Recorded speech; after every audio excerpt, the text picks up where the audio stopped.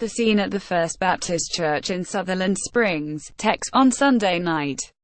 Todd, HeislerThe, New York Times. Oak Creek, Wis. The worshippers, hundreds of them, had gathered Sunday for the afternoon meal in the vast, great dining hall at the Sikh Temple of Wisconsin, just as they do every Sunday. But before long, the happy din of the congregants was interrupted by a grim bulletin from Texas. People pushed away their plates of cauliflower and rice as the horrific news chirped across their cell phones. A gunman in a house of God. Multiple fatalities. Multiple injuries. The Sikh temple was 1,300 miles and worlds away from the First Baptist Church in Sutherland Springs, Texas.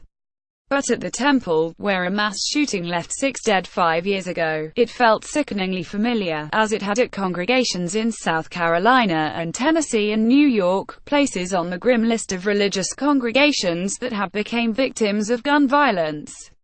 As different as they are, they share both a tragic past and a continuing struggle to move beyond it. Every time this happens, we feel the pain again, said Harjinder Singh, a priest, as he sat in the quiet temple on Tuesday. It is like when you have a bandage on your body, and it is ripped away. In a nation awash in guns, houses of worship in recent years have been the setting for numerous fatal shootings, including an attack by a white supremacist in 2015 at a historically African American church in Charleston, South Carolina, that left 9 people dead. A funeral was held at the Emmanuel AME Church in Charleston, South Carolina, in June 2015 for the Rev. D. Payne Middleton doctor, a victim of the shooting there. Travis Dove for the New York Times. As the news of Sunday's massacre sunk in, there was a queasy feeling of solidarity in these sacred but violated spaces. Their leaders knew that the members of the First Baptist Church would soon be forced to partake in new rituals, and ask new questions about maintaining both security and a welcoming spirit. They knew that the answers could not perfect. And they knew that the Texans would feel the violation in their bones. Church may be one of our last places of refuge. Now it's as if that is even being challenged, said Joey Spann, the pastor of Burnett Chapel Church of Christ near Nashville, on Tuesday. Mr. Spann was shot in the hand and chest on September 24. That Sunday, a 25-year-old former congregant waited in the parking lot for people to leave the morning service, then opened fire, killing a mother of 2 and injuring 7 others. Such violence, Mr. Spann said, won't overcome the church. The Bible promises us that. But it seems like even that place of refuge is being taken from us. Violent attacks at houses of worship are not new. White Southerners opposed to racial integration bombed a number of African American churches in the Deep South in the 1950s and 60s. Most infamous was the bombing of the 16th Street Baptist Church in Birmingham, Alabama, in 1963, which killed 4 young girls. A family member of one of the victims in the shooting at the Sikh Temple of Wisconsin was comforted at a service in August 2012. Nathan Weber for the New York Times. But violence has escalated in recent years. The suspect in the attack at Mr. Spann's church in Nashville, who as a child came here as a refugee from Sudan, left a note in his car referring to Dylan S. Roof, the white man who killed 9 black people at the Emmanuel African Methodist Episcopal Church in Charleston. In the 5 years since the attack on the Sikh temple by an Army veteran with ties to white supremacist groups, its worshippers have done their best to move forward. They forgave the assailant, Wade M. Page, that very day, Mr. Singh said. They have strengthened their bonds with members of the community, a mostly white, working-class town of 36,000 along the shore of Lake Michigan. Willie Glee, 77, a member of Emmanuel AME Church in Charleston, believes that for some attackers, religious spaces offer an added attraction, because defiling them is the ultimate taboo. The killer thinks he gets the most dramatic effect from that, Mr. Glee said. Because everybody expects that a house of worship is a safe place. At Emmanuel AME Church, a bedrock of Black Charleston that was founded in 1791, doors once left open are now locked. Visitors are allowed in after they announce their presence over an intercom system. Strangers' bags are checked before services. A cast of retired military and on- and off-duty police officers remain vigilant. The Burnett Chapel Church of Christ near Nashville, Tennessee, was attacked in September.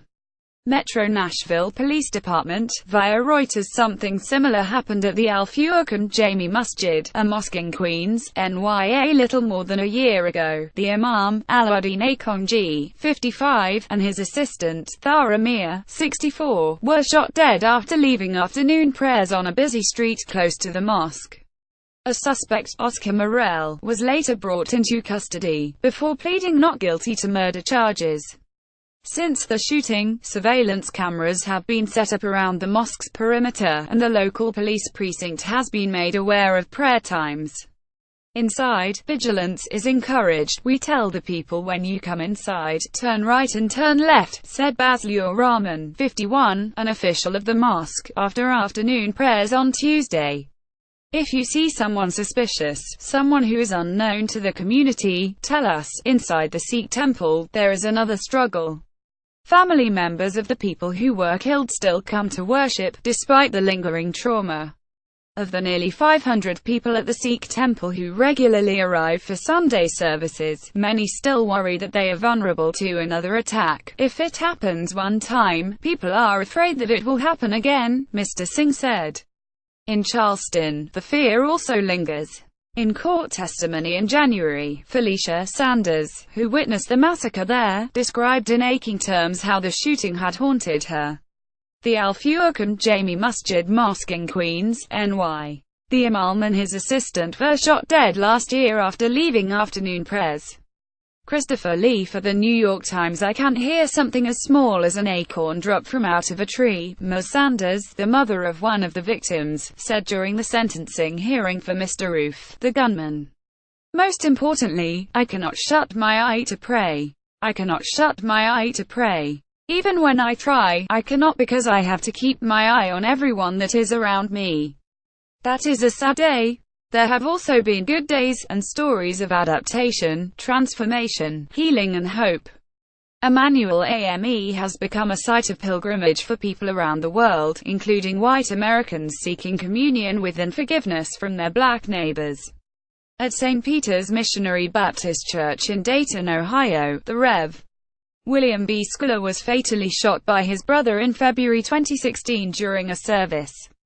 On Tuesday, Alberta Blythe, the church secretary, said that the incident had bound the congregants more tightly. "We are closer," she said. "Let's keep praying these things stop." In Tennessee, Mr. Spann said that his little church has in many ways been rejuvenated since the shooting. "Sunday morning is now a celebration, pet gathering of people who understand each other. A lot of good has come out of this," he said.